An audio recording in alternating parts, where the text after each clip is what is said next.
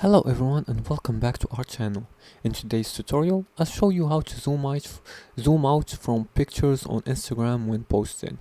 Now when posting a photo on Instagram, the app automatically crops it into a square format, but you may want to zoom out to include more of the image. Now here's how to ensure your full picture is visible. Follow these few steps. The first step is to open the Instagram app, and to do so just go to your phones apps and access Instagram. If you haven't already logged in, just use your account's credentials to log in. After that, tap on the plus icon to create a new post right here, or you can do this by swiping on the left. I'm gonna choose this funny picture right here. Now, once the image is selected, look for a small icon in the bottom left corner of the photo preview that looks like two arrows right here in the bottom left.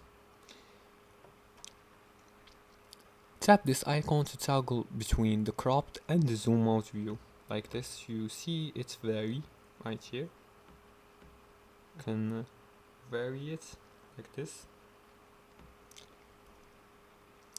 Alternatively, use the pinch to zoom gesture by pinching your finger together on the screen to zoom out, like this, or you can zoom in, wherever you want.